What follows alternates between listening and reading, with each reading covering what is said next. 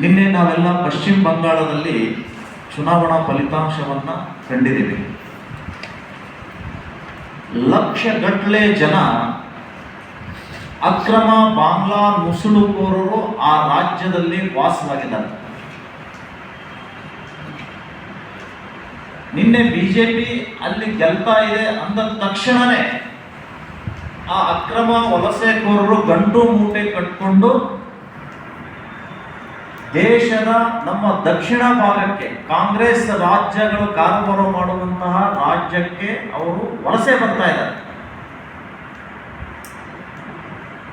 ಈಗಾಗಲೇ ನಮ್ಮ ಕರ್ನಾಟಕದಲ್ಲಿ ಬೆಂಗಳೂರು ಮತ್ತು ಇನ್ನಿತರ ಪ್ರದೇಶಗಳಲ್ಲಿ ಈ ನುಸುಳುಕೋರರು ಸೇರ್ಕೊಂಡಿದ್ದಾರೆ.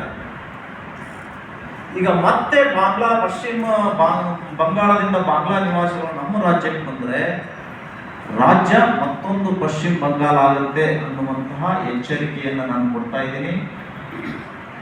ಪೊಲೀಸ್ ಇಲಾಖೆ ರೈಲ್ವೆ ನಿಲ್ದಾಣಗಳಲ್ಲಿ ತಪಾಸಣಾ ಕೇಂದ್ರಗಳನ್ನು ತೆರಿಬೇಕು. ಯಾರು ಬರ್ತಾ ಇದ್ದಾರೆ ಬಾಂಗ್ಲಾದವರು, ಅವರನ್ನ ಅದೇ ಟ್ರೈನಿಗೆ ಹತ್ತಿಸಿ ಈ ದೇಶದಿಂದ ಗಡಿಪಾರು ಮಾಡುವಂತಹ ಕೆಲಸ ಇಲ್ಲಿಯ ರಾಜ್ಯ ಸರ್ಕಾರ, ಇಲ್ಲಿಯ ಪೊಲೀಸ್ ಇಲಾಖೆ ಮಾಡಬೇಕು ಅಂತ ನಾನು ಆಗ್ರಹವನ್ನು ಕೊಡ್ತಾ ಇದ್ದೀನಿ. ಮೋದಿ ಅವರ ಮತ್ತು ಅಮಿತ್ ಶಾ ಅವರ ಜೋಡಿ ಕಿತ್ತು ಬಿಸಾಕದೆ ಆಗದೇ ಇರುವಂತಹ ಮಮತಾ ಬ್ಯಾನರ್ಜಿ ಸರ್ಕಾರವನ್ನು 15 ವರ್ಷದ ದುರಾಡಳಿತಕ್ಕೆ ನಿನ್ನೆ ಆ ಶವಪೆಟ್ಟಿಗೆಗೆ ಕೊನೆಯ ಮಳೆಯನ್ನ ಜಡಿದಿದ್ದಾರೆ. ಇದು ಪ್ರಜಾಪ್ರಭುತ್ವದ ಬಹುದೊಡ್ಡ ಗೆಲುವು ಅಂತ ನಮ್ಮ ಶಿವಸೇನಾ ಪಕ್ಷ ಅದನ್ನು ಸ್ವಾಗತ ಮಾಡ್ತಾ ಇದೆ.